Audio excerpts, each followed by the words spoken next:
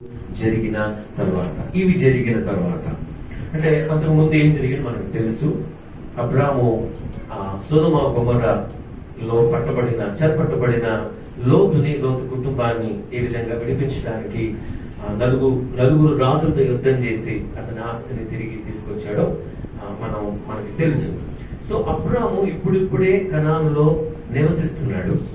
ఈ సంగతులు జరిగిన తర్వాత దేవుని వాక్యము అనే ఆ మాట ఉంది, గమనించారా? యెహోవా వాక్యము అబ్రామునొద్దకు వచ్చి, వాక్యము వచ్చి, వాక్కు వచ్చి. వాక్యంలో చాలా శక్తి ఉంది. మనం వినే వాక్యాన్ని మనం ఏంటో అర్థం చేసుకోవాలి, కానీ ఆ వాక్యంలో చాలా శక్తి ఉంది. నీ వాక్యము నన్ను బ్రతికించి ఉన్నది, నా బాధలో ఇదే నాకు నెమ్మది కలిగిస్తుంది. మనకి నెమ్మది కావాలంటే దేవుని వాక్యం రావాలి మన దగ్గరికి. ఆమేన్, హల్లెలూయా. వాక్యం రావాలి, మనం వాక్యం దగ్గరికి అన్నా రావాలి. ఈ రెండింటిలో ఏదన్నా జరగాలి. మనమన్నా వాక్యం దగ్గరికి రావాలి, వాక్యం అన్నా మన దగ్గరికి రావాలి. కానీ ఇక్కడ అబ్రాహాము దగ్గరికి వాక్యం వచ్చింది. ఎందుకు వచ్చింది? అబ్రహాము విశ్వాసంలో ఎదుగుతున్నాడు కనుక వాక్యం వచ్చింది. హల్లెలూయా. విశ్వాసంలో ఎదగడం అనేది ఒక ఆధ్యాత్మికమైన ప్రయాణం, ఆధ్యాత్మికమైన యాత్ర. అబ్రహాముతో దేవుడు అంటున్నాడు, ఫస్ట్ మాట ఏమన్నాడు? భయపడకుము, భయపడకుము. తర్వాత ఏమన్నాడు? నేను నీకు కేడెము, నీ బహుమానము అత్యధిక మగును. భయపడకుము. దేని గురించి భయపడుతున్నాడు అబ్రాము? ఆలోచించండి. అంతకు ముందు యుద్ధం చేశాడు, నలుగురు రాజులకు భయపడలేదు అబ్రాము, శత్రువులకు భయపడలేదు అబ్రాము, కనానులో నివసించడానికి భయపడలేదు అబ్రాము. అమోరీయులతో అంటే అన్యులతో కూడా ఒక సమాధాన నిబంధన చేసుకుని శత్రువుల్ని మిత్రులుగా చేసుకున్న స్నేహపూర్వకమైన సహవాసం, స్వభావం అబ్రాముది. అలాంటి అబ్రాము దేనికి భయపడుతున్నాడు? దేని గురించి భయపడుతున్నాడు అంటే అబ్రాము, బాగా ఆలోచించండి, భవిష్యత్తు గురించి భయపడుతున్నాడు. మనలో చాలా మంది ఈ రోజుల్లో భవిష్యత్తు ఎలా ఉంటుందో అని భయపడుతున్నట్టే అబ్రాము భవిష్యత్తు గురించి భయపడుతున్నాడు. తన చుట్టూ ఉండే పరిస్థితులు తన్ని ఏ విధంగా ప్రభావితం చేసేస్తాయో అని భయపడుతున్నాడు. అందుకే దేవుడు అంటున్నాడు, నేను నీకు కేడెము. కేడెం అంటే డాలు. శత్రువు యుద్ధం చేసేటప్పుడు బాణాలు వేసినప్పుడు దూరం నుంచి వచ్చే బాణాలని డాలు లేకపోతే మనం అడ్డుకోలేము. ఈ డాలు ఎంత చురుకుగా మనం ఉపయోగించగలమో శత్రువు వేసే బాణాలని అంత సమర్థవంతంగా మనం అడ్డుకోగలం. అది కేడెము అంటే. దేవుడు అంటున్నాడు, నేను నీకు కేడెము. ఏ శత్రువైనా నీ మీద ఎలాంటి దొంగ దెబ్బ తీయాలని చూసినా నేను నిన్ను భద్రపరిచే బాధ్యత తీసుకున్నాను. దేవుని స్తోత్రం కలుగును గాక. యేసుక్రీస్తు నందున్న వారికి భద్రత యేసులో ఉంది అని మర్చిపోతుంటాం మనం.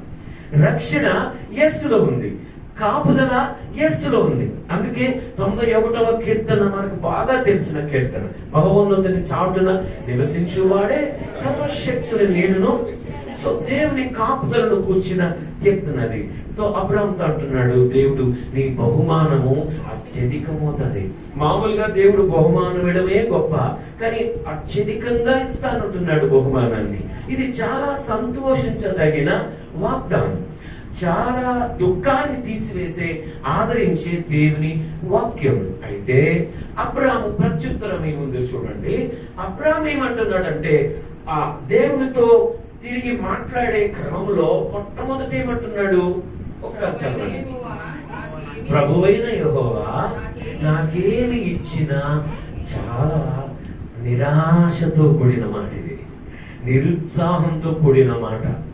అబ్రాహాము ఎదురు చూస్తూ ఉన్నాడు. దాదాపు దేవుడు పిలిచి కనానుకు వచ్చి కనానులో నివసిస్తూ అబ్రాహాము ఇప్పటికీ దాదాపు 9 సంవత్సరాలు అయి ఉంటుంది. 9 సంవత్సరాలు అయి ఉంటుంది. అంటే అబ్రాహాముకి అప్పటికి వయసు 84 అనుకోండి, 84 సంవత్సరాలు. అబ్రాహాముని దేవుడు పిలిచినప్పుడు వయసు 75 సంవత్సరాలు. 9 సంవత్సరాలు అయినా ఇంకా అబ్రాహాముకి ఏ సూచన కనపడలేదు గర్భఫలం వస్తుందని, సంతానం కలుగుతుందని, వారసుడు పుడతాడని. ఈ మాట గమనించారా మీరు? ఏమిచ్చిననేమి అంటున్నాడు. ఏమిచ్చిననేమి. చాలా అసంతృప్తితో కూడిన మాట ఇది. మనలో చాలా మంది ఈ మాట ద్వారా, ఈ మాట వల్ల దేవుడు ఇచ్చే భావి నుండి అత్యధికమైన బహుమానాన్ని పోగొట్టుకుంటున్నాం. చాలా నిరుత్సాహంలో మాట్లాడుతున్నాం, నిస్పృహతో మాట్లాడుతున్నాం, చాలా దిగులుతో మాట్లాడుతున్నాం. ఏమిచ్చినా ఏంటి ప్రభువా, నాకు కావలసింది ఇవ్వట్లేదే నువ్వు. అది అబ్రాహాము యొక్క అర్థం. నేను అడిగింది ఇవ్వట్లేదే, నేను కోరుకుంటున్నది ఇవ్వట్లేదే, నేను ఆశపడుతున్నది ఇవ్వట్లేదే, నీ బహుమానం అత్యధికమవుతుంది అంటున్నావు.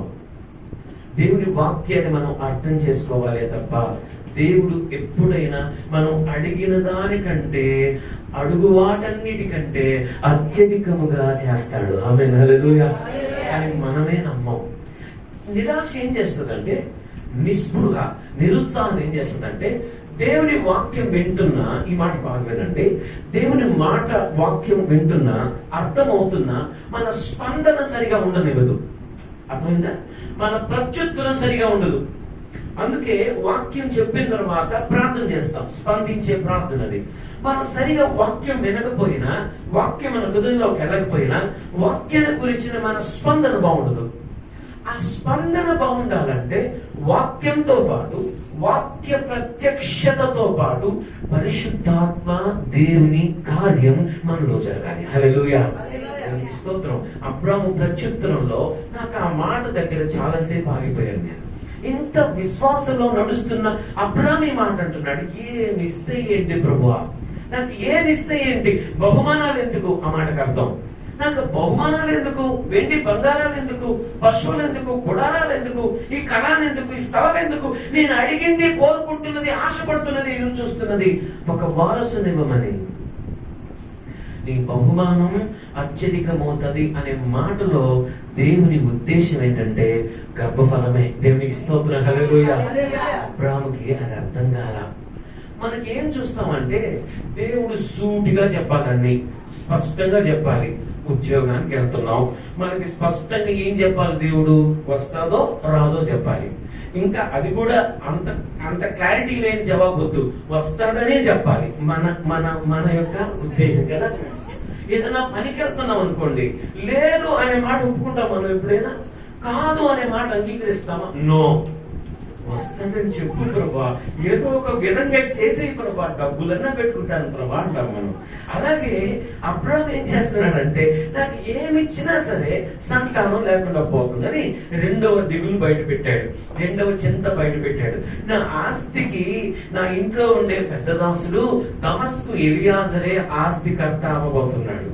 నాకు పిల్లలుగా నేను పుట్టకపోతే, వారసుడు లేకపోతే నా ఆస్తి అంతా అతనికి స్వాధీనం చేయబోతున్నాను. ఒకవేళ అబ్రాహాము దిగులు ఇదే కావచ్చు, పిల్లలు పుట్టకపోతే, కుమారుడు పుట్టకపోతే ఇంత ఆస్తి ఉంది, ఆస్తి అంతటిని నా పెద్ద దాసుడికి ఇవ్వాలి. ఆ రోజుల్లో ఆ సంప్రదాయం ఉండేది. పిల్లలు పుట్టకపోతే ఇంట్లో ఎవరైతే సీనియర్ మోస్ట్ సర్వెంట్లు ఉంటారో, బాగా దాసులు ఉంటారు, పెద్ద దాసులు అంటారు, వాళ్ళు సీనియర్ మోస్ట్, ఎక్కువ కాలం నమ్మకంగా కనిపెట్టుకుని పరిచయం చేస్తారు కదా, వాళ్ళకి ఆస్తిని తదనంతరం రాసిస్తారు. అబ్రాహాముకి దిగులు పట్టుకుంది. 84 సంవత్సరాలు వచ్చినాయి, ఇంకా ఏ సూచన లేదు. నువ్వు విశ్వాసం ఉంచమన్నావు, విధేయత చూపించమన్నావు, నా పని నేను చేసుకుంటూ వెళ్తున్నా. మనందరికీ ప్రశ్న, ఎందుకు దేవుడు ఇంకా ఆలస్యం చేస్తున్నాడు?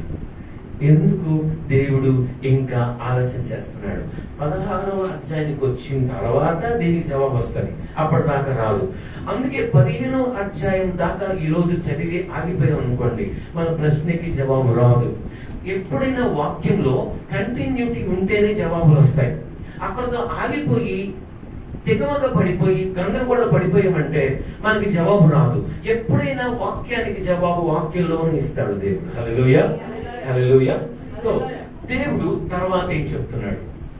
అబ్రాహాము ఇచ్చిన ప్రత్యుత్తరం, లేకపోతే నిరాశతో నిస్పృహతో మాట్లాడిన మాటకి దేవుడు చెప్తున్నాడు.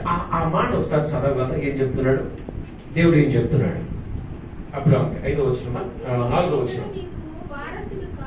ఎవరు అతను? ఇతడు నీకు వారసుడు కాడు. Very good. గర్భవాసమున పుట్టబోచున్నవాడు గుడ్నెస్. ఇప్పుడు దేవుడు ఏమి ఇస్తున్నట్టు మీరు గమనించండి. అబ్రాహాముకి ఏమి ఇస్తున్నట్టు? ఆఫ్ కోర్స్ సంతానం ఇస్తున్నట్టు, గర్భఫలం ఇస్తున్నట్టు. అంటే మనం ఇందాక మాట్లాడుకున్నామే, దేవుడు తన వాగ్దానాన్ని గురించిన స్పష్టత ఇస్తున్నట్టు అంటారు. నేను ఇంకా చెప్పాలంటే భరోసాకి తీసుకొస్తారు చూడండి. దేవుడు భరోసా ఇవ్వడం, గ్యారంటీ అంటామే ఇంగ్లీష్ లో మనం. ఆ గ్యారంటీ ఎలా ఇస్తున్నాడో చూడండి తర్వాత వచనంలో. ఫస్ట్ ఏమన్నాడు? ఇతడు నీకు వారసుడు కాదు చెప్పేశాడు దేవుడు. నువ్వు ఇతని మీద ఆశ పెట్టుకున్నావేమో, ఇతని మీద ఆలోచన పెట్టుకున్నావు, ఇతని మీద చూసి దిగులు పడుతున్నావేమో. నీ దిగులు తీసేసుకో. నేను స్పష్టంగా మాట్లాడుతున్నా. నా వాక్యం స్పష్టంగా ఉంటది, నా వాక్యం సూటిగా ఉంటది, నా వాక్యం ఎప్పుడు క్లియర్ గా ఉంటది. తికమక్క ఉండదు, గందరగోళంగా ఉండదు. నువ్వేం చేయాలో చెప్తా, నీకేది ఇస్తానో అదే చెప్తా. నేను ఇబ్బంది నేను దాచిపెట్టి ఇస్తానని అబద్ధం చెప్పే దేవుణ్ణి కాదు. హల్లెలూయా. నీ గర్భవాసమున పుట్టబోతున్నాడు వాడు, నీకు వారసుడు అవుతాడు. నేను చెప్తున్నాగా, నీ గర్భవాసమున పుట్టబోతున్నాడు. దేవుని మాటలు ఎలా ఉన్నాయి ఇక్కడ? ఎంత ఖచ్చితంగా ఉన్నాయో కదా, ఖచ్చితంగా ఉన్నాయి. గ్యారంటీ అన్నట్టు ఉన్నాయి. అంత గ్యారంటీ ఉన్న మాటని నమ్మడానికి అబ్రాహాము పరిస్థితులు అనుకూలించట్లా, అబ్రాహాము చుట్టూ ఉన్న వాస్తవిక పరిస్థితులు అనుకూలించట్లా. ఇప్పుడు అంటున్నాడు దేవుడు, బయటికి రా, ఒకసారి బయటికి రా అని బయటికి తీసుకొచ్చాడు. 5వ వచనం కదమ్మా, చదువు ఒకసారి. తీసుకొచ్చి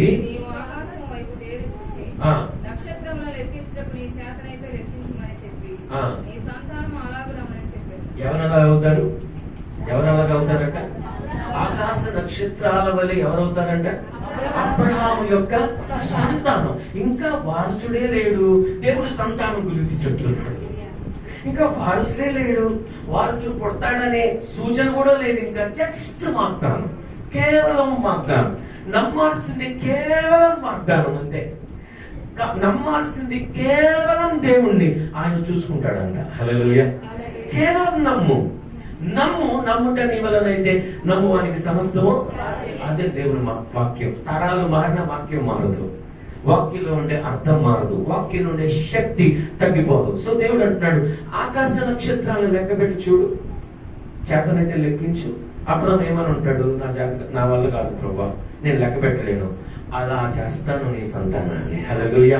నువ్వు ఒక్కడ పుట్టలేదు అనుకున్నావు కదా, నువ్వు ఒక్కడ పుట్టలేదు అనుకుంటున్నావు. నీ సంతానాన్ని నువ్వే లెక్క పెట్టుకోవాలని ఎంత చేస్తాను నేను. నా ప్రణాళిక ఉంది నీ పక్షంగా, నా ప్లాన్ ఉంది నీ పక్షంగా.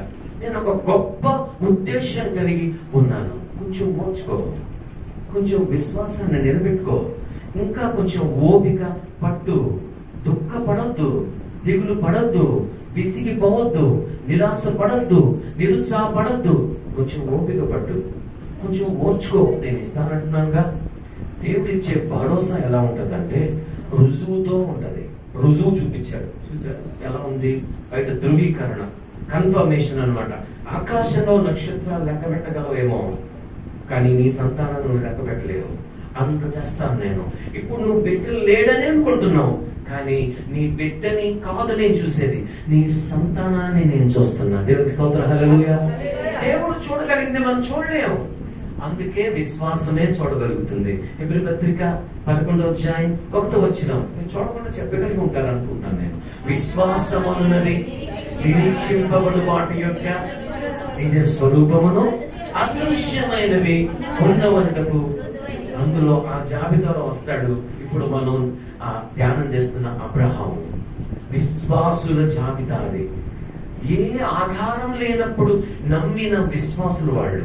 మనకి ఎన్ని ఆధారాలున్నా దేవుని నమ్మడానికి ఎంత బాధపడుతుంటామో, ఎంత ప్రయాసపడుతుంటామో. చేస్తాడంటావా దేవుడు? చేయగలడా దేవుడు? నిజంగా చేస్తాడా? ఇవన్నీ అనుమానాలు, సందేహాలు. మనలో ఒక్కొక్కరికి ఒక్కొక్క సవాలు ఉంటుంది, ఒక్కొక్కరికి ఒక్కొక్క పరీక్ష ఉంటది.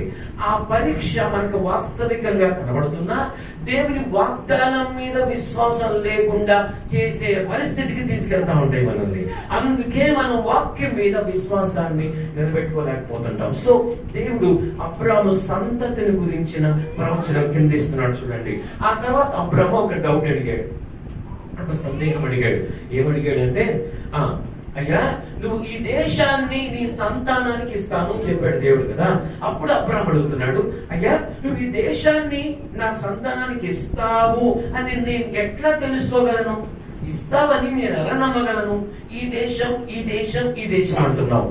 అప్పుడు అబ్రహాముకి దేవుడు చెప్పాడు, నువ్వు 3 ఏండ్ల పెయ్యని, 3 ఏండ్ల మేకని, 3 ఏండ్ల పొట్టేలుని, ఒక గువ్వని, తెల్ల గువ్వని, ఒక పావురాన్ని, మొత్తం 5. ఈ 5ని తీసుకొచ్చి నాకు బలి అర్పించు. కానీ ఇవి నిజానికి వాస్తవానికి బలి అర్పించడానికి కాదు. ఇక్కడ బలి కోరడం లేదు దేవుడు.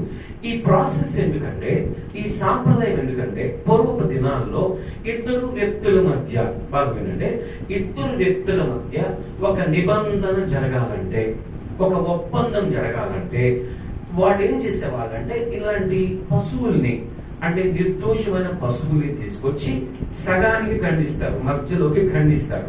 వాటిని కట్ చేసి అటుపక్క ఇటుపక్క రెండు ఖండాలని ఉంచుతారు. ఆ ఖండాలు ఉంచి ఎవరైతే నిబంధన చేస్తున్నారో ఆ వ్యక్తి నేను నిబంధన చేస్తున్నాను, నేనే సాక్షిని అని చెప్పేటట్లుగా ఆ ఖండాల మధ్యలో నడిచి పెడతాడు. ఓకే, ఆ ఖండాల మధ్యలో నడిచి పెడితే గుర్తు ఏంటంటే, నేను చచ్చిపోయినా కూడా ఈ నిబంధన నేను మీరను అని. దేవునికి స్తోత్రం, హల్లెలూయా. దేవుడు అబ్రాహాము రోజుల్లో ఆ పరిస్థితుల్లో ఉన్న సాంప్రదాయాన్ని అబ్రాహాముకి నమ్మిక కలిగేటట్టుగా, అందరికీ నమ్మిక కలిగేటట్లుగా దేవుడు ఒక మనిషిలాగా తను తాను తగ్గించుకొని నిబంధన చేస్తున్నాడు. అది ఇది మాట్లాడతాం. హల్లెలూయా. దేవుడు మాటిస్తే సరిపోద్ది, వాగ్దానం చేస్తే సరిపోద్ది. కానీ అబ్రాహాముకి ఎంత రుజువు ఇస్తున్నాడంటే, అబ్రాహాము విశ్వాసాన్ని బలపరచడానికి దేవుడు ఎంత పుషింగ్ ఇస్తున్నాడంటే, ఎంత సపోర్ట్ ఇస్తున్నాడంటే, సరే ఇంత అడుగుతున్నావు, ఇన్ని డౌట్స్ అడుగుతున్నావు కదా, నువ్వు ఆ 2ని కట్ చేయి, ఆ 2ని ఖండించి వేరువేరుగా పెట్టు. నేనేం చేస్తాను చూడు, నేను నీతో నిబంధన ఒక మనిషితో ఇంకొక మనిషి చేసినట్టు చేస్తాను. నేను దేవుణ్ణైనా సరే నీతో ఫ్రెండ్ లాగా నేను నిబంధన చేస్తున్నా. హల్లెలూయా. నీతో స్నేహితుడిలాగా నిబంధన చేస్తున్నా. ఇది బైబిల్ గ్రంథంలోనే దేవుడు ఒక మానవ రీతిగా ఒక వ్యక్తితో చేసిన అద్భుతమైన నిబంధన. 9వ అధ్యాయం ఆదికాండంలో నోహు కుమారుడితో దేవుడు చేశాడు. మేఘస్తంభం అని ధనుస్సు, ఇంద్రధనుస్సుతో చేశాడు. కానీ అబ్రాహాముతో చేస్తున్న నిబంధన పూర్తిగా పర్సనల్ అంటున్నాను నేను. ఇది పర్సనల్, వ్యక్తిగతమైనది, స్నేహపూర్వకమైనది, నిబంధనను రుజువు చేసేది అన్నాడు దేవుడు. అబ్రాహాం అదే విధంగా చేసి వాటిని కట్ చేసి అలా పెట్టాడు. అబ్రాహాంకి గాఢ నిద్ర కలిగిందట. నిద్రపోయినప్పుడు దేవుని స్వరం వినిపిస్తుంది. స్వప్నం, కలలో దేవుని మాటలు వినిపిస్తున్నాయి. ఏం మాట్లాడుతున్నాడు? ఆ మాటలు చాలా ప్రాముఖ్యం. ఒకసారి చూడండి. నీ సంతతి వారు పరదేశమందు నివసించి ఆ దేశపు వారికి దాసులుగా నుందురు. వారు 400 ఏండ్లు వీరిని శ్రమ పెట్టుదురు. వీరు ఎవరికి దాసులు అవుదురో ఆ జనములకు నేనే తీర్పు తీర్చుదు. తర్వాత వారు మిక్కిలి ఆశతో బయలుదేరి వచ్చేదురు. నీవు క్షేమముగా నీ పితరుల యొద్దకు పోయేదవు. మంచి వృద్ధాప్యమందు పాతి పెట్టబడదు. అమోరీల అక్రమం ఇంకనూ సంపూర్ణము కాలేదు కనుక నీ 4వ తరం వారు ఇక్కడికి మరలా వచ్చేదరని నిశ్చయముగా తెలుసుకున్నామని అబ్రాహాముతో నా మాటలు ఎప్పుడు నిశ్చయంగా ఉంటాయి. అబ్రాహాము డౌట్ఫుల్ గా చెప్పను, నేను చెయ్యకపోతే చెప్పను. చెయ్యగలిగిన వాడిని నేను ఒక్కడినే కాబట్టి చెప్తున్నాను, చేసి తీరుతాను. ఆమేన్, హల్లెలూయా. ఇప్పుడు చదువుకున్నామే ఈ భాగంలో మీకు ఒక ప్రశ్న వేస్తున్నా, బాగా గమనించండి. ఈ భాగంలో దేవుడు ఏం చెప్తున్నాడు? దీనికి మనం ఏం పేరు పెట్టుకోవాలి? ఏం చెప్తున్నాడు దేవుడు? ఏం చెప్తున్నాడు దేవుడు? భవిష్యత్తు గురించి చెప్పేదాన్ని ఏమంటారు? ఏమంటారు? ప్రవచనం. దేవుడు సెల్ఫ్, తనకు తానుగా అబ్రాహాము సంతతిని గురించి ప్రవచనం. కరెక్ట్. భవిష్యత్తును గురించి ఇంకా జరగలేదు, భవిష్యత్తు ఏంటో కూడా అబ్రాహాముకి తెలియదు, రేపేం జరుగుతుందో కూడా అబ్రాహాముకి తెలియదు. కానీ దేవుడు సంతతి గురించి చెప్తున్నాడు. 4 తరాల తర్వాత రాబోయే భవిష్యత్తును చెప్తున్నాడు. ఏం దేవుడు అండి ఈ దేవుడు? ఒకసారి ఆలోచించండి. అబ్రాము కొడుకు గురించి ఆలోచిస్తున్నాడు. దేవుడు 400 సంవత్సరాల తర్వాత వచ్చే సంతతి గురించి ఆలోచిస్తున్నాడు. ఎంత ఈజీగా ఆలోచిస్తున్నాం మనం దేవుణ్ణి, ఎంత తేలిగ్గా తీసుకున్నాం దేవుణ్ణి మనం. నీ మరణం పెద్ద దేవుడికి లెక్కలేదు. నీ తర్వాత రాబోయే సంతతి ఏ విధంగా దేవునికి సేవ చేయాలో అది ఆలోచిస్తున్నాడు దేవుడు. ఇప్పుడు నీ భక్తి సరిగ్గా లేకపోతే నీ సంతతిని దేవుడు ఏ విధంగా ఆశీర్వదించాలి? నీ చావు గురించో, నీ భవిష్యత్తు గురించో, నీ సుఖం గురించో, నీకున్న కొద్దిపాటి అనారోగ్యం గురించి ఆలోచిస్తున్నావు. ఈ ప్రవచనంలో, ఇప్పుడు చదివిన ప్రవచనంలో మొట్టమొదటి జరగబోయేది ఏంటి? ఫస్ట్ జరగబోయేది ఏంటి? ఫస్ట్ జరగబోయేది ఏంటి? ఫస్ట్ జరగబోయేది ఏంటి? ఫస్ట్ జరగబోయేది ఏంటి? సంతానం కలగడం అంటున్నారు. ఫస్ట్ జరగదు ఏంటి? ఫస్ట్ జరగదు ఏంటి? ఏం జరుగుతుంది? అబ్రాము మరణం. చూడండి, గమనించండి. అబ్రాము మరణం. అబ్రాము మరణాన్ని కూడా దేవుడు ప్రణాళిక చేసేసాడే.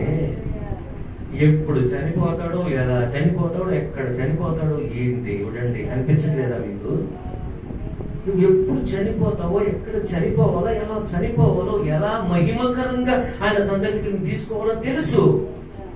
అబ్రాముకి కొడుకుని గురించి దేవుడు పెద్ద ఆలోచించట్లా. అది అసలుకి సమస్యే కాదు, నాకు సమస్య కాదని అంటుంటారు. చూడండి, అలా ఉంది దేవుడు నాకు ఇది చెప్తుంటే. దేవుడు అబ్రాము ఏమడిగితే ఏం చెప్తున్నాడు చూడండి. నా దేశాన్ని స్వతంత్రించుకుంటారా నా సంతతి? నాకు రుజువు ఏంటి, నాకు సూచన ఏంటి అని అడిగి చెప్తున్నాడు దేవుడు. ఈ మాటలకు అర్థం ఏంటంటే, ఈ ప్రవచనానికి అర్థం ఏంటంటే, క్లియర్ గా స్పష్టంగా చెప్తున్నాను. అబ్రాము, నువ్వు బ్రతికున్నప్పుడు కనాను దేశాన్ని స్వతంత్రించుకోలేవు. అటు అర్థమైందా? నీకు ఇవ్వను నేను, నీ పిల్లలకి కూడా ఇవ్వను, తర్వాత పిల్లలకు కూడా ఇవ్వను, తర్వాత పిల్లలకు కూడా ఇవ్వను, తర్వాత పిల్లలకు కూడా ఇవ్వను, 4వ తరం ఇస్తాను. అది కూడా ఎలా చేస్తాను? ఐగుప్తు అనే దేశం అనే పేరు లేదు అక్కడ, పరదేశం అని ఉంది. ఐగుప్తు దేశం దాసత్వం ప్లస్ ఎన్ని సంవత్సరాలు అంట? ఏం దేవుడు అండి ఇదే అనిపిస్తుంది నాకు. దాసత్వం ఎన్ని రోజులు ఉండాలో కూడా డిసైడ్ చేసేసాడు ఆయన. నీ శ్రమ ఎన్ని రోజులు ఉండాలో డిసైడ్ చేస్తాడు దేవుడు. ఎందుకు భయపడుతున్నావు? నీ బాధ ఎన్ని రోజులు ఉండాలో డిసైడ్ చేశాడు దేవుడు. ఒక్క రోజు కూడా తగ్గదు. నువ్వు తలకిందులుగా తపస్సు చేయి, ఒక్క రోజు కూడా మైనస్ అవ్వదు దాంట్లో నుంచి. అండ్ ఒక్క రోజు ఎక్కువ కూడా అవ్వదు. దేవుడు నిర్ణయించిన టైంకి జరగాలంతే, జరిగి తీరుతాయి. 400 సంవత్సరాలు వీళ్ళు వాళ్ళని దాసులుగా చేసుకుంటారు, తీవ్రంగా శ్రమ పెడతారు అని. మళ్ళీ దాసత్వం ప్లస్ విమోచన ఉందా దాంట్లో. వాళ్ళు మహాస్తి కలిగి, మిగుల ఆస్తి కలిగి బయలుదేరి వస్తారు. అంటే పస్కా కూడా అయిపోయింది దాంట్లో. పస్కా అంటే గొర్రె పిల్లని వధించి బయటకు వస్తారు. నిర్గమకాండం 14వ అధ్యాయం 12వ అధ్యాయంలో బయటకు వస్తారు. బయటకు వచ్చి ఆ రాత్రే ఐగుప్తు దేశాన్ని విడిచిపెట్టి వెళ్ళిపోతారు. అదంతా ఉంది దేవుడు ప్లాన్ లో. దేవుడు రాసుకున్నాడు క్లియర్ గా. దేవుడు ఎట్లా ఉందంటే, ముందుగా దాన్ని ఒక టీవీలో వీడియోలో క్రియేట్ చేసేసి పెట్టేసినట్టుంది. ఇదంతా జరుగుద్ది. అప్పుడు తర్వాత నువ్వు నీ క్షేమం గాని పిల్లల దగ్గరికి వెళ్తావు, మంచి వృద్ధాప్యంలో నువ్వు చనిపోతావు. నీకైతే ఈ దేశం చూడాలని ఉన్నా, స్వతంత్రించుకోవాలని ఉన్నా, అది నీకు నేను ఇవ్వట్లా, నీ 4వ తరానికి ఇస్తాను. 4వ తరం అంటే కూడా నేను ఇప్పుడే చెప్పేస్తున్నా. మళ్ళీ అబ్రాహాం తర్వాత చెప్పండి. తర్వాత అదే ఒక్కరు చెప్పండి. ఇట్లా రాయించా. ఓకే, 1 2 3 4 4వ తరం కదా. అప్పుడు ఇది మనిషి ఎన్నో గోత్రం అయ్యాడు? ఎన్నో తరం అయ్యాడు? నా ప్రశ్న, 4వ తరం వాళ్ళకి వచ్చిందా కనాను దేశం? వచ్చిందా?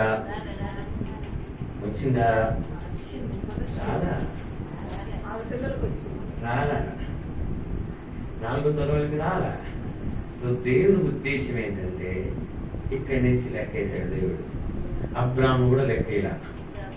సో 1, 2, 3 ఈ 4కి వచ్చింది.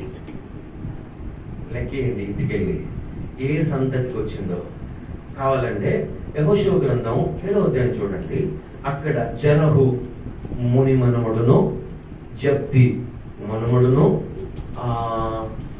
అతని పేరు ఒకటి ఉంది, చదవండి 7:1. చదవమ్మా. అదే అదే చేసి 1, 2, 3 కర్మి 4 పేర్లు చూడండి. జరహు, జబ్ది, కర్మి, ఆకాను. జరహు, జబ్ది, కర్మి, ఆకాను. ఆకాను ఎన్నో వాడవాడు? 4వ వాడవాడు. ఇప్పుడు చూడండి, జరహ అంటే ఎవరు అనుకుంటున్నారు? యూదా కొడుకు జరహు. ఇప్పుడు యేసేపు కొడుకు మనిషి అయితే యూదా కొడుకు ఎవరయ్యారు? జరహ అయ్యారు. వీళ్ళందరూ ఒకటే అన్నమాట. సో ఇక్కడి నుంచి దేవుడు 1, 2, 3, 4వ తరాన్ని లెక్కేశాడు. అంతే. 4వ తరం అంటే 4వ తరమే. సో అది కూడా ఐగుప్తులో అరణ్యంలో ఎన్ని సంవత్సరాలు నడిపించాడు దేవుడు వాళ్ళని? ఈ కూడా లెక్కేశాడు దేవుడు. ఈ 40 సంవత్సరాలు కూడా వాండరింగ్ కూడా లెక్కేశాడు దేవుడు. అంత పకడ్బందీగా ఉంటుంది దేవుని ప్రణాళిక. Right, okay. అబ్రాహాము సంతతికి కనాను దేశం.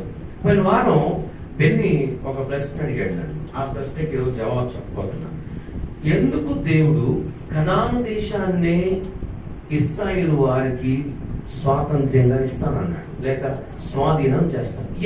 ఐగుప్తు దేశం ఉంది, బబులోను దేశం ఉంది, ఇంకా పెద్ద పెద్ద దేశాలు ఉన్నాయి, గొప్ప దేశాలు ఉన్నాయి. ఎందుకు దేవుడు కనాను దేశాన్ని త్వరగా చెప్పేస్తాను. మళ్ళీ 16వ అధ్యాయం ఉంది కాబట్టి. నంబర్ 1, వాక్యంలో బైబిల్ గ్రంథంలో దేవుని చరిత్రలో ఈ మాటను ఎప్పుడు మీరు గుర్తుపెట్టుకోవాలి. God's predestination. తెలుగులో చెప్తాను, ఇంగ్లీష్ వచ్చిన వాళ్ళకి అర్థం చేసుకోవచ్చు. దీన్ని ఏమంటారంటే దేవుని పూర్వ ప్రణాళిక అంటారు. Which is not even understandable. మనకి ఏదైతే ఊహకు అందదో దాన్ని గాడ్స్ ప్రీ డెస్టినేషన్ అంటారు. We cannot comprehend it. అంతే చాలు. మనం దాన్ని ఇమాజిన్ చేసుకోలేము. ఇది ఫస్ట్ రీజన్. ఇంకో 2 రీజన్స్ ఉన్నాయి. ఫస్ట్ థింగ్, ఎందుకు అనే దానికి కొన్నిటికి జవాబు లేదు. ఎందుకంటే దేవుని జ్ఞానము మనుషుల జ్ఞానానికంటే ఎన్నో వేల రెట్లు గొప్పది. ఆమేన్, హల్లెలూయా. సో ఎందుకు దేవుడు ఏదైనా తోటలో పెట్టాడు? ఎందుకు దేవుడు ఆదామునే చేశాడు? ఎందుకు దేవుడు సర్పాన్ని అనుమతించింది? ఎందుకు అనే మాటలు వస్తానే ఉంటాయి బైబిల్లో. ఎందుకు దేవుడు అబ్రాహామునే ఎన్నుకున్నాడు? అబ్రాహాము కుటుంబంలో 3 కొడుకులు ఉన్నారు, తెరహకు 3 కొడుకులు ఉన్నారు. తెరహుని దేవుడు కనానుకు తీసుకొచ్చాడా? అతనికై అతనే వచ్చాడు, కానీ కనానికి రాకుండా హారాన్లో ఉండిపోయాడు. అబ్రాహాముని దేవుడు పిలుస్తున్నాడు. ఎందుకు అబ్రాహాము? వి డోంట్ నో, మనకు తెలియదు. ప్రీ డెస్టినేషన్ అంటారు. దేవుని పూర్వ ప్రణాళిక ప్రకారం దేవుడు ఆదాము ఏదేనులో పాపము చేసిన వెంటనే గొల్గొతా గిరిలో దేవుని మదిలో తన కుమారుని సిలువ మెదిలిందట. హల్లెలూయా. మీరు పాడారు కదా, సిలువే దేవుని ప్రేమ. ఆదాము ఏదేనులో పాపము చేసిన నాడే ఆది దేవుని మదిలో మెదిలేను. ఇది గాడ్స్ ప్రీ డెస్టినేషన్. సిలువ గొల్గొతాలో జరగాలంటే ఏ దేశం కావాలో దేవుడు ఎన్నుకోవాలి. ఏ దేశంలోకి తన ప్రజలు స్వతంత్రులుగా రావాలో, స్వాధీనం చేసుకోవాలో దేవుడు ఎన్నుకోవాలి. ఓకే. నంబర్ 2, బిబ్లికల్ జియోగ్రఫీ అంటే బైబిల్ యొక్క భూగోళ చరిత్ర. జియోగ్రఫీ అంటే భూగోళ చరిత్ర. ఇది అందుకే నేను మ్యాప్స్ లో తీసుకెళ్తుంటా మిమ్మల్ని.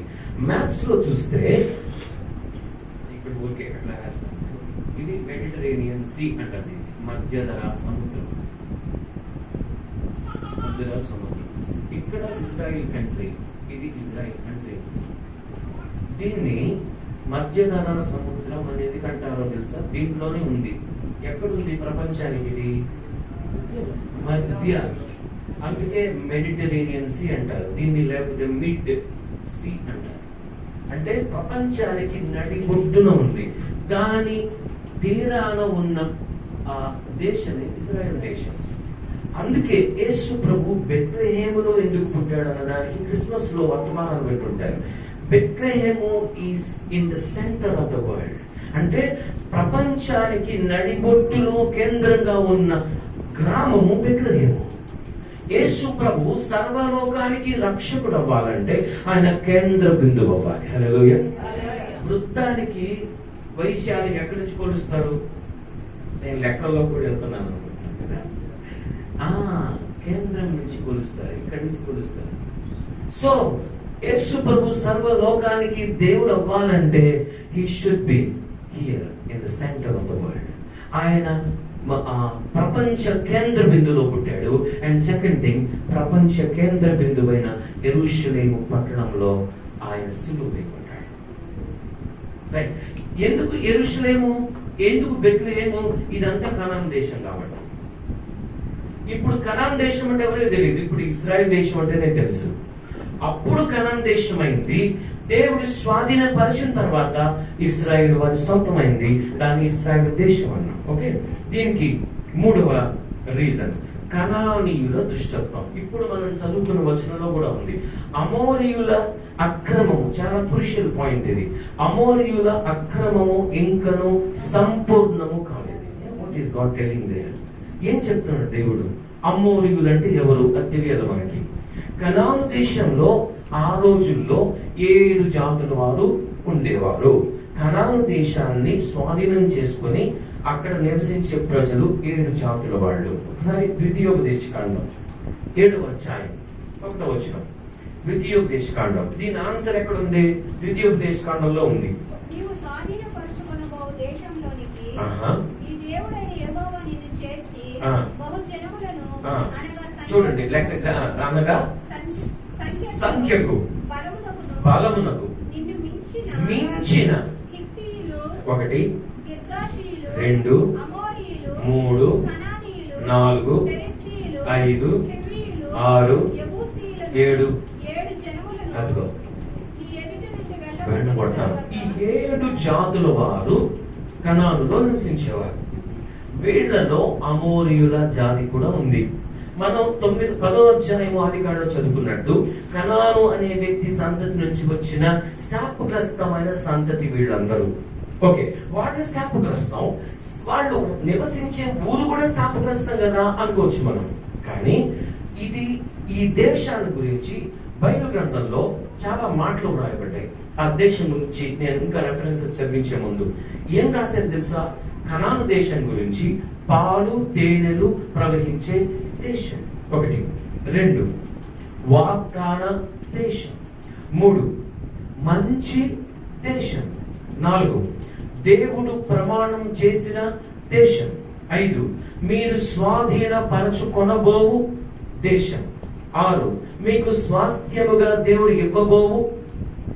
ఇన్ని రకరకాలుగా ఈ దేశం గురించి దేవుడు వాక్యంలో చెప్పి ఉన్నాడు. మనం ఇంకా మీకు కావాలంటే 1 నుంచి 26 వరకు మీరు నోట్బుక్ లో రాసుకోండి. ఈ 26 వచనాలు చదివితే కనాను దేశంలో ఏం జరుగుతుంది, ఈ 7 జాతుల వారు ఏం చేస్తున్నారు, ఎందుకు దేవుడు కనాను దేశాన్ని ఇస్తానన్నాడు, ఎందుకు కనాను దేశాన్ని ఎన్నుకున్నాడు అనే దానికి చాలా వరకు మీకు జవాబు దొరుకుతుంది.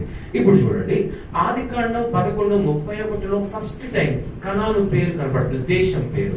తర్వాత 12:5-7లో అబ్రాము కనానుకి వచ్చాడు. 13:12లో అబ్రాము కనానులో నివసించడం ప్రారంభించాడు. వాళ్ళెవరంటే అమోరీయులు. అమోరీయుల మధ్య నివసిస్తున్నాడు అబ్రాము. వాళ్ళతో స్నేహ భావంతో ఉన్నాడు అబ్రాము. కానీ అమోరీయుల అక్రమము సంపూర్ణం కావాలి. ఇది అయితేనే అది జరుగుద్ది. బాగానంటే ఇది అయితేనే అది జరుగుద్ది. ఏదైతే అమోరీయుల అక్రమము సంపూర్ణమైతే ఇశ్రాయేలు సంతతికి కనాన్ని దేవుడు స్వాధీనం చేస్తాడు. దీనికి దానికి లింక్ ఉంది. అక్రమము సంపూర్ణం అవ్వడం అంటే ఏంటి? మీరు గమనించారో లేదో, ఆది కాండంలో 2 వినాశనాలు చేశాడు దేవుడు. ఒకటి జలప్రళయం, రెండవది సొదొమ గొమొర్రా. సొదొమ గొమొర్రా సందర్భంలో అబ్రాహాము దేవునికి మొరపెడుతున్నప్పుడు, సొదొమను కూర్చిన మొర గొప్పది గనుక నేను దిగి వచ్చాను అంటాడు దేవుడు. వారు నా యొద్దకు చేరిన మొరకు తగిన విధంగా సంపూర్ణంగా చేశానో లేదో చూడ్డానికి వచ్చాను అంటాడు. ఆ మాటలో చాలా అర్థం ఉంది. అంటే ఒక పట్టణం కానీ ఒక దేశం కానీ విచ్చలవిడితనంతో కూడిన పాపం చేస్తూ ఉంటే దేవుడు ఎంతవరకు టైం ఇస్తాడు అనేది ఇక్కడ అర్థం అన్నమాట. ఎంతవరకు ఓపిక పడతాడు, ఎంతవరకు అవకాశం ఇస్తాడు, సంపూర్ణమయ్యేంత వరకు అవకాశం ఇస్తాడంట. 100% నువ్వు ఇక మారు మనసు పొందడానికి వీలు లేదు అనుకునే వరకు దేవుడు అవకాశం ఇస్తాడు. దేనికి అవకాశం ఇస్తాడు? రక్షణ పొందడానికి. హల్లెలూయా. చివరి నిమిషం, చివరి రోజు, చివరి గడియ వరకు అవకాశం ఇస్తున్నాడు దేవుడు. అక్రమం ఇంకా సంపూర్ణం కాలేదు. ఆ శపించబడిన జాతుల వారి యొక్క అక్రమమైన జీవితం, వారి పద్ధతులు, వారి సాంప్రదాయాలు చూస్తే దేవునికి అసహ్యం వేసింది.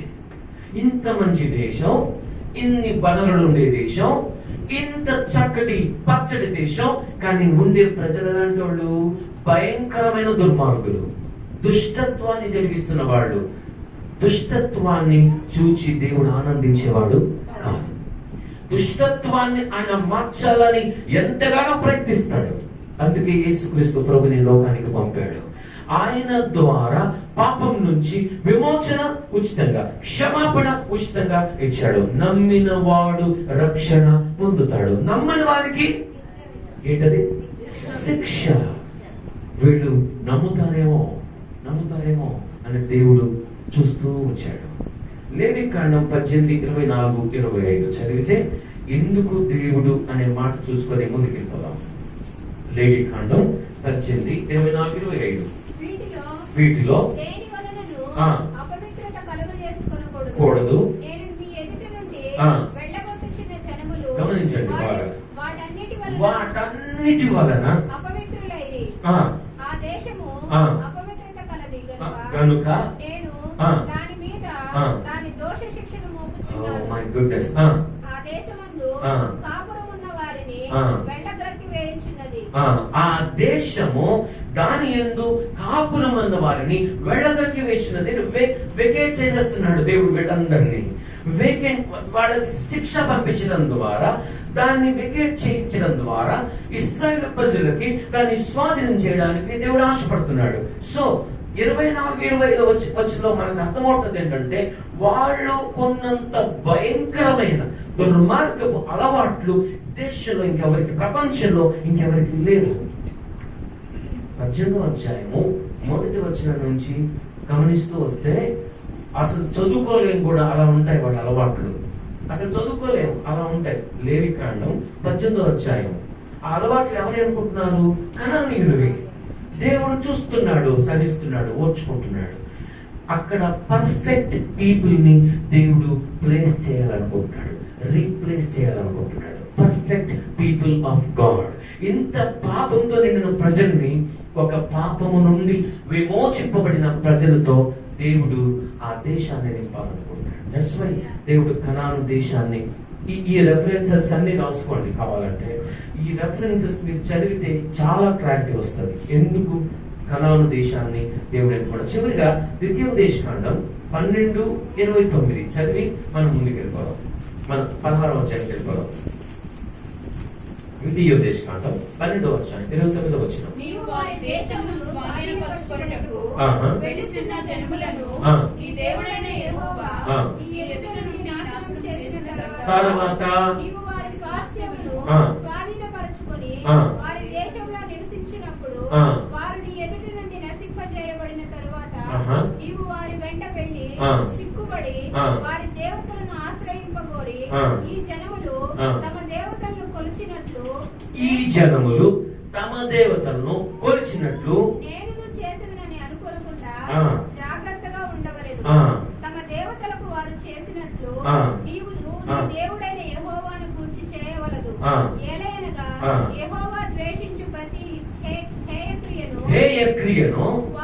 వారు తమ దేవతలకు చేసిరి. ఆ, వారు తమ దేవతల పేరిట ఆ. తమ కుమారులను ఆ. తమ కుమార్తెలను ఆ. అగ్నిహోత్రంలో కాల్చివేయుదురుగాక. చూసారా ఏం చేశారు వీళ్ళు? మనుషులైన వీళ్ళు అసలు సొంత బిడ్డల్ని అగ్నిగుండంలో కాల్చేసేవాళ్ళంట. దేవతల పేరట దేవతలకు బలిస్తున్నామని. ఎలా ఓర్చుకోగలడు దేవుడు? ఎలా ఉంచగలడు వాళ్ళని? That is the reason why మిగిలిన ప్రజల కంటే పాపములో గ్రేడ్ పెరిగిపోయింది వీళ్ళకి. అందుకే దేవుడు మంచి దేశాన్ని మంచి ప్రజలకు ఇవ్వడానికి, తన ప్రజలకు ఇవ్వడానికి దుష్టులైన ప్రజల్ని ఆయన అక్కడి నుంచి తీసివేశాడు. దేవుని స్తోత్రం, hallelujah. Right, okay, clear. So ఇప్పుడు దేవుడు నిబంధన చేస్తున్నాడు, అబ్రాహాముతో చేశాడు. చేసిన తర్వాత గుర్తుగా ఏం చేశాడు చూడండి. పొగరాజుచున్న పొయ్యు అగ్ని జ్వాలయు ఆ ఖండముల మధ్య నడిచి లేక దాటి పోయింది. అంటే పొగరాజుచున్న పొయ్యి, అగ్ని జ్వాల ఇక్కడ ఎవరికి గుర్తుగా ఉన్నాయి? దేవునికి. ఎస్, అగ్ని దేవునికి గుర్తు, మంట దేవునికి గుర్తు. ఆయన దహించు అగ్ని అయ్యున్న దేవుడు. అబ్రాహాముతో నిబంధన చేసి చెప్తున్నాడు, నీ సంతానానికి ఈ దేశమును, చివరి వచనంలో చెప్తున్నాడు, ఈ దేశమును ఏమంటున్నాడు? 21వ వచనం, ఈ దేశమును నీ సంతానమునకు ఏమంటున్నాడు? ఇచ్చి ఉన్నాను అనేది ఏ టెన్స్ లో ఉందో చూసారా? ఇంకా ఇవ్వలేదు దేవుడు. ఇచ్చి ఉన్నాను. ఇలాగే ఉంటాయి దేవుని వాగ్దానాలు. నీకు ఇచ్చి ఉన్నాను, నువ్వు చేయాల్సింది ఒకటే, నమ్ము, అది నీ సొంతం అవుతుంది. హల్లెలూయా. ఇశ్రాయేలు ప్రజలు కూడా ఐగుప్తు నుంచి కనాను యాత్రలోకి వెళ్ళినప్పుడు యెహోషువ దేవుడు చెప్పింది అదే. యెహోషువ గ్రంథంలో ఉండే సందేశం ఒకటే, నువ్వు వెళ్ళు, యుద్ధం చెయ్యి, స్వాధీనం చేసుకో, సొంతం చేసుకో. నేను ఇవ్వట్లేదు నీకు, నేను వాగ్దానం ఇచ్చాను, సొంతం చేసుకోవాల్సింది ఎవరు? నువ్వే. విశ్వాసంలోనే విజయం ఉంది కాబట్టి. హల్లెలూయా.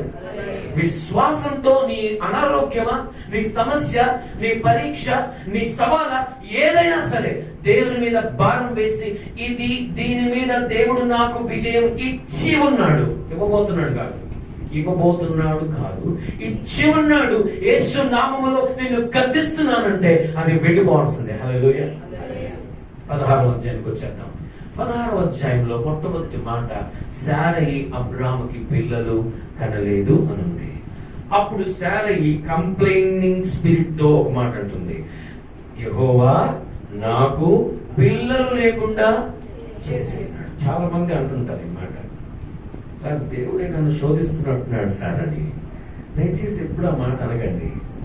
అది చాలా నెగటివ్ వర్డ్, సెంటెన్స్. దేవుడు శోధించడు, సాతాను శోధిస్తాడు. ఓకే, ఇంకొక స్పష్టత, దేవుడు శోధించడు, దేవుడు పరిశోధిస్తాడు. అది తేడా. దేవుడు శోధించడు, దేవుడు పరిశోధిస్తాడు. సాతాను పరిశోధించడు, సాతాను శోధిస్తాడు. ఓకే, ఈ రెండింటికి రిజల్ట్ కూడా చెప్పేస్తా. పరిశోధన ఎందుకంటే పరీక్షలో విజయం కోసం, శోధన ఎందుకంటే పరీక్షలో ఓటమి కోసం. సాతాను యొక్క ఉద్దేశం నువ్వు ఓడిపోవాలని, దేవుడు పరిశోధించే ఉద్దేశం నిన్ను నిలబెట్టాలని. ఆమేన్, హల్లెలూయా. విశ్వాసంలో నిలబెట్టాలని, నీ జీవితంలో నిలబెట్టాలని, నీ భక్తిలో నిలబెట్టాలని దేవుని ఉద్దేశం. శారయి ప్రవర్తన ఎలా ఉందో మాటలు అలాగే ఉన్నాయి. నీ మాటలు నీ ప్రవర్తనని తెలియజేస్తాయి, నీ మాటలు నీ ఆత్మీయతని తెలియజేస్తాయి, నీ మాటలు నీ భక్తిని తెలియజేస్తాయి. యెహోవా నాకు పిల్లలు లేకుండా చేసి ఉన్నాడు. 15వ అధ్యాయాన్ని చూస్తే అబ్రహాము దేవుని నమ్మెను, అది అతనికి నీతిగా. ఇందాక చెప్తూ వచ్చాను, ఎందుకు దేవుడు అబ్రహాముకి ఇంకా పిల్లలు ఇవ్వలేదు? ఆన్సర్, శారయి ఇంకా నమ్మలేదు, భార్య ఇంకా నమ్మలేదు. నువ్వు బహుమానాన్ని, స్వాస్థ్యాన్ని స్వాధీనం చేసుకోవాలంటే నువ్వు, నీ కుటుంబం రెండు దేవుని ప్రణాళికలోకి రావాలి. నువ్వు, నీ భార్య, నువ్వు, నీ తల్లిదండ్రులు, నువ్వు, నీ బిడ్డలు అందరూ దేవుని ప్రణాళికలో ఉన్నారా? దేవుని ప్రణాళిక వస్తున్నారా? శారయి అబ్రాము అపరిమితమైన విశ్వాసం ఉన్నా, గమనించండి, శారయి అవిశ్వాసం పిల్లలు లేకుండా చేస్తుంది. సిల్లీగా ఒక మాట చూపిస్తాను నేను మీకు. శారయిది అవిశ్వాసమైనా మీరు ఒప్పుకోకపోయినా ఒక చిన్న మాట చూపిస్తాను నేను. శారయి ఏం చేసిందంటే ఐగుప్తు నుంచి తీసుకొచ్చిన దాసిన హాగర్ని అబ్రాహాంకి పెళ్లి చేసింది. ఎందుకు? ఈమెకు పుట్టే బిడ్డని, కుమారుడిని నా బిడ్డ అనుకుంటాను, ఇక నాకు పిల్లలు లేకుండా చేశాడు, తప్పు నీది కాదు నాది కాదు, ఎవరిది? మనం నీతిమంతులమే, మనం విధేయులమే, మనం బాగానే ఉన్నాం, మన భక్తి బాగానే ఉంది, మన ఆత్మీయత బాగానే ఉంది, అందులో ఏ లోపం లేదు, చేస్తే దేవుడే చేస్తున్నాడు అంటున్నారా మీరు? ఒకవేళ ఎప్పుడు దేవుణ్ణి అనద్దు. దేవుణ్ణి అంటే ఉన్నది కూడా ఓడిపోతుంది, ఉన్నది కూడా లేకుండా పోతుంది. దేవుడు లేకుండా చెయ్యడు. లేకుండా పోవడానికి నీ అవిశ్వాసమే కారణం. దేవుడు ఎప్పుడు ఇవ్వాలని అంతకంటే ఎక్కువ ఇవ్వాలని చూస్తూనే ఉంటాడు, వెయిట్ చేస్తూనే ఉంటాడు. సారా సొంత తీర్మానం చేసేసింది. భార్య తీర్మానం చేస్తే అబ్రాము ఏమీ అనలేకపోయాడు. చూసారు, నీ కుటుంబానికి ఆశీర్వాదాన్ని దొంగిలించేది భార్యగా నువ్వేనేమో, నీ కుటుంబానికి ఆశీర్వాదాన్ని రాకుండా అడ్డుకునేది భర్తగా నువ్వేనేమో. నీ మాటలు, నీ క్రియలు, నీ ప్రవర్తన ఆత్మీయంగా లేకపోతే విశ్వాస సంబంధమైన పోరాటంలో నీ కుటుంబం ఓడిపోతారు.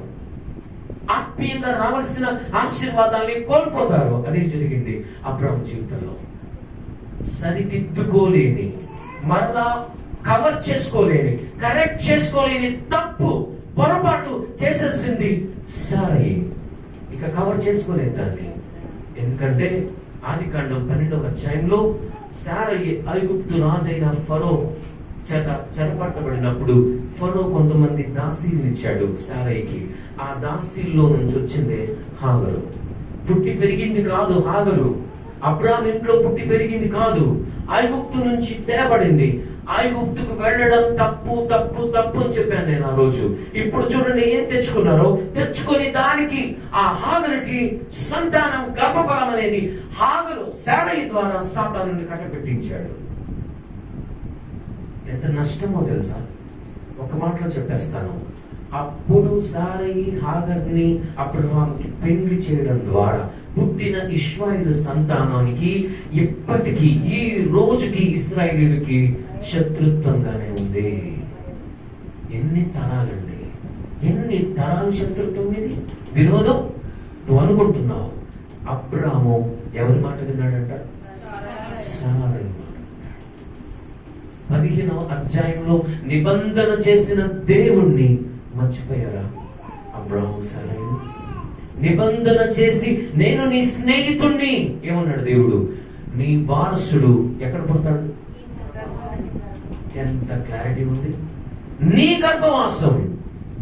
గర్భవాసం అంటే సారయి ఇంకా అతి తెలివిగా ఆలోచించి, అయ్యా ఒకసారి ఇట్లా నీ గర్భవాసం అన్నాడు కానీ నా గర్భవాసం అన్నాడు కదా. అతి తెలివి మాటలు, అవివేకపు మాటలు. ఇలాగే మోసపోతున్నాం మనం. జాగ్రత్త. భార్యలుగా మీ భర్తలకి మీరు ఇచ్చే సలహాలు దైవికంగా ఉన్నాయా, లోక సంబంధంగా ఉన్నాయా, వాక్యానుసారంగా ఉన్నాయా, దైవ చిత్తానుసారంగా ఉన్నాయా, దేవుని ప్రణాళికలు అనుసరించి ఉన్నాయా?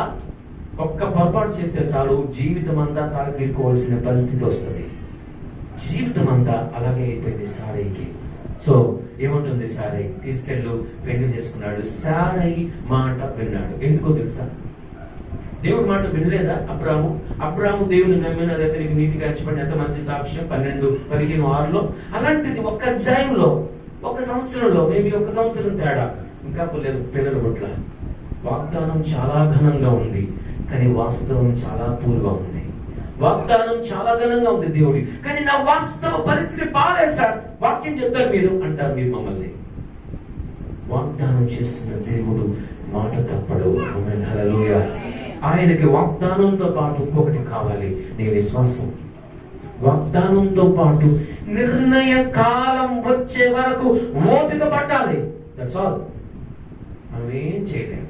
నిర్ణయ కాలం ఎప్పుడు అనేది మాత్రం అబ్రాహాంకి చివరి రోజు వరకు దేవుడు చెప్పలేదు. దేవుడు అబ్రాహాంకు దాచిపెట్టింది ఒకటే, నిర్ణయ కాలం.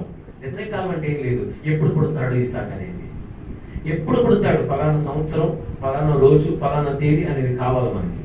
ఈరోజు ఎక్కువ మంది ఆ బలహీనతలో ఉన్నారు. ఎప్పుడు చేస్తావో చెప్పు ప్రభువా, నీకు ఇంత ఇస్తాను అందిస్తాను మొక్కుకుంటున్నారు. దేవుడు చెప్పనివ్వడు, అది అబద్ధం.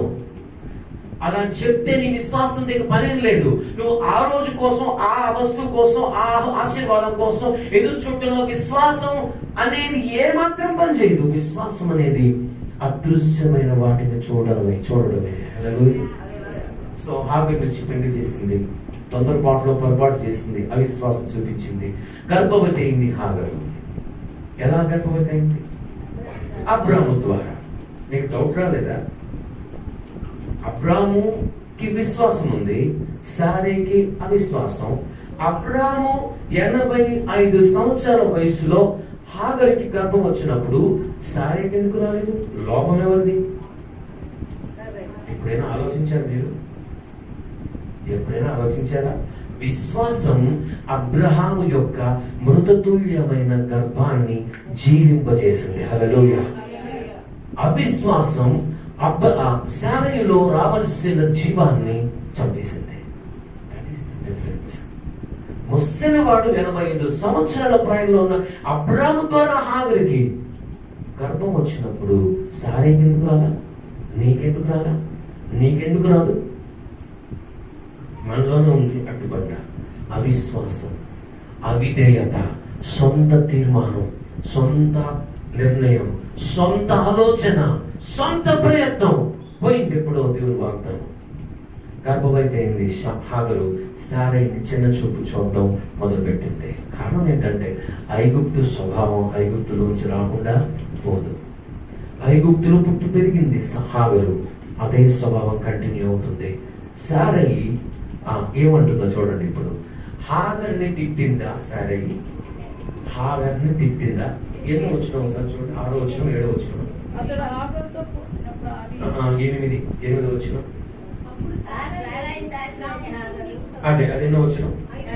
ఎవరితో ఉంటుంది? అదేంటి? సారైంది కదా తిట్టాలి. ఆడవాళ్ళు చిన్నవాళ్ళ చేసేది వాళ్ళే, తిట్టేది మనల్నే. సరిపోతుంది మాట.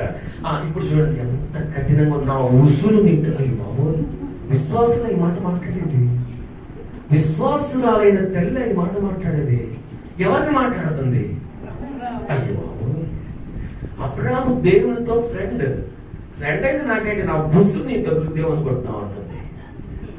ఎంత పవర్ఫుల్ మాటలు! ఆ మాటలు మీరే మాట్లాడగలరు నాకు తెలిసి.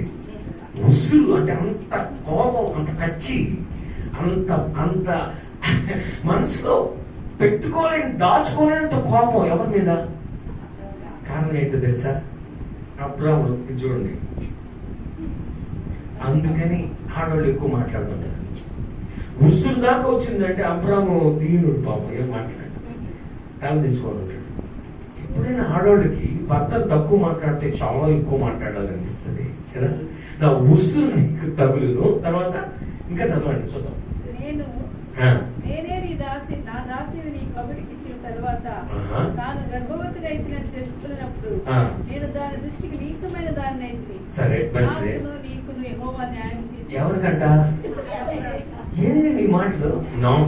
నీకును దేవుడు న్యాయం తీస్తాడేమనుకుంటున్నావు? అబ్రాహాము చేసిన తప్పేంటి? మీరు చెప్పు బలం చేసుకోమంటే చేసుకున్నాడు. ఆమె కదా బలవంతంగా చేయించింది. న్యాయం తీస్తాడు, జాగ్రత్త.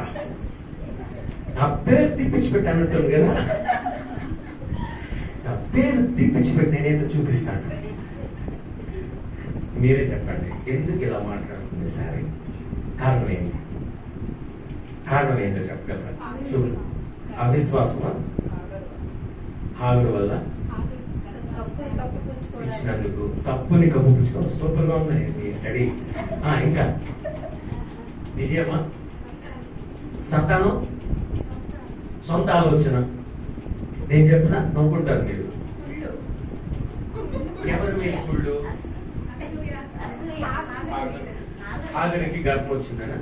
పుళ్ళ రావడం కదా ఇచ్చింది లేదని. Okay good. దేవుడి మీద కోపం, మరి అబ్రాహ్మణుడు ఎందుకు తిడుతుంది?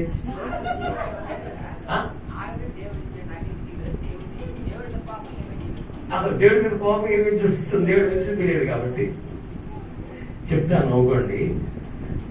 అబ్రాహ్మణుడు అని తిడుతుంది. సరే, అబ్రాహ్ము రెస్పాన్స్ ఎలా ఉండాలంటే, ఇప్పుడు నే హాగరు బుద్ధులని అని తిట్టాలా, ఈ ముందు తిట్టాలా. ఎవరిని? హాగర్ని తిట్టట్లా. అబ్రాహ్ము అదో నేను పెళ్లి చేసిన తర్వాత నాకంటే ఆమె ఎక్కువైపోయిందని ఇది ఇది నా ఉసురు తగులద్ది. ఆ పిల్ల ఇంత చేస్తుంటే నువ్వు ఒక్క మాట మాట్లాడుతున్నావు ఆ ముసలుడా. అది అసలు విషయం. న్యాయం తీర్చేదాకా ఎందుకు వచ్చింది సమస్య? ఈయన ఏమండా పాపం కమ్ముకున్నాడు. ఈయన ఎవరిని ఏమండు అది ఆమె అపార్థం చేసేసుకుంటుంది. ఓహో ఆ పిల్లకి గర్భం వచ్చింది, నాకు గర్భం రాలేదని ఆ పిల్ల ఎక్కువైపోయింది. నాకు ఇలాగే మాట్లాడతారు కదా. అది అసలు కారణం. అంత తీవ్రమైన పదజాలం.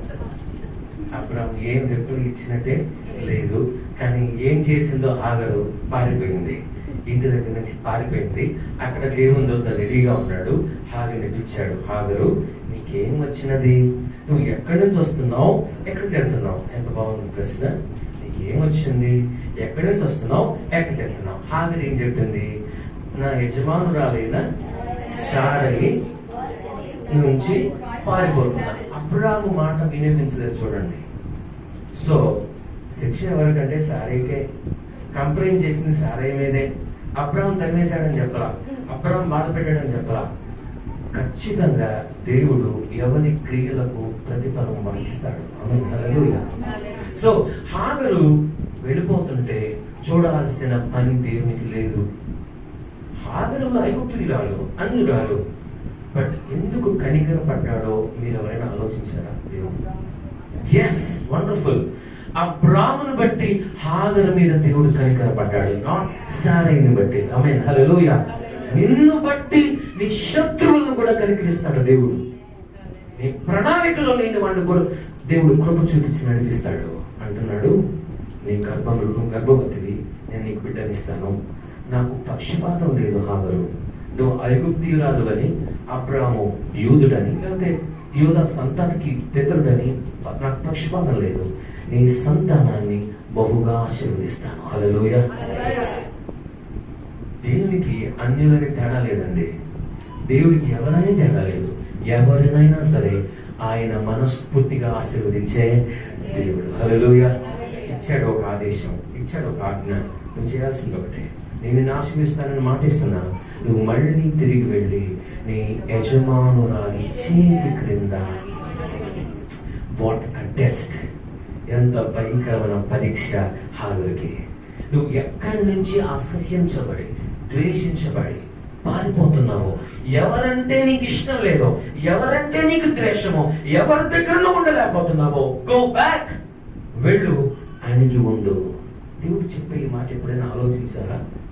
ఆశీర్వాదం అణిగి ఉంటేనే వస్తుంది. హల్లెలూయా. నా వాగ్దానం అణిగి ఉంటేనే నెరవేరుతుంది. అణిగి ఉండు, అణిగి ఉండు. అయ్యా, నన్ను అబ్రాము చూడలా, సారే చూడలా పారిపోతున్నానని నన్ను చూచుచున్న దేవుడు. హల్లెలూయా.